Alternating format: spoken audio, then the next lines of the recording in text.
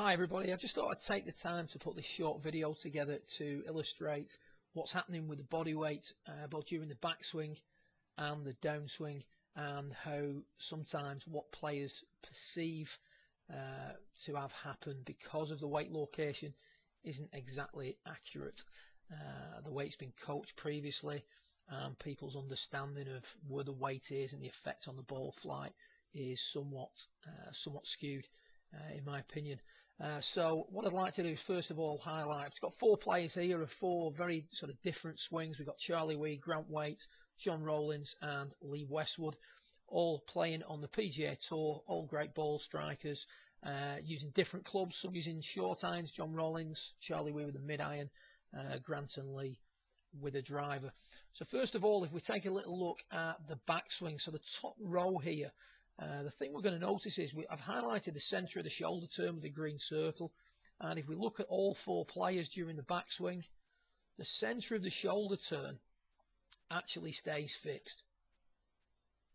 So irrespective of swing method or body type or club that the player is using, the centre of the shoulder turn, the axis of the golf swing, is a stable axis on the way back. There's a common sort of misrepresentation that if you move off the golf ball or move behind the golf ball, you're going to create more power. I can assure you that all these players create a lot of power, and you can see there that the centre of the shoulder turn with Lee Westwood has moved off a little bit, but nowhere near as much as some people are portraying it to happen during the golf swing. We've all been told in the past, and still being told in some quarters, that we've got to turn behind the golf ball. You can see there that the left shoulder traces a downward path, but more importantly, all those players are swinging around a fixed axis. If we then take a little look at the downswing, one of the things that really needs highlighting is that all these players, if you look at the hip centre, which is marked with the red circle, all the players' hip centres move towards the target. You can see the hip centres moving forward and forward and further forward during the downswing, so that as we come into impact, you can see that each player here has got the hip centres further forward than they had at the top of the backswing, which means the weight is towards the target.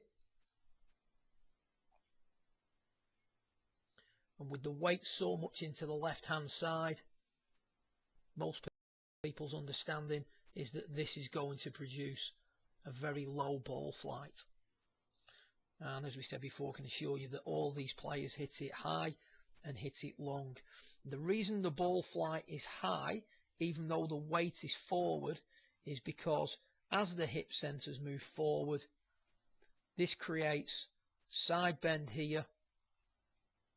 Notice on all these players, the upper centre is still in a relatively fixed position. The side bend created at impact is what brings the golf club out of its descent and allows you to generate a high launch even with the weight furthest forward.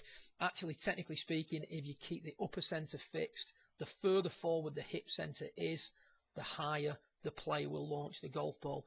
So putting the weight into the lead leg alone, if done properly, will not produce a low ball flight. The only way moving the weight forward would produce a low ball flight is if the upper centres came forward. This then will create less side bend,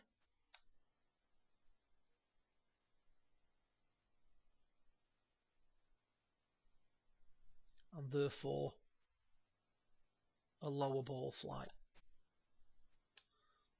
So if we had less side bend, we would now have a lower ball flight. So hope that short video has helped. As I said, moving off the golf ball during the backswing isn't actually what players do, irrespective of that player's chosen swing style or method.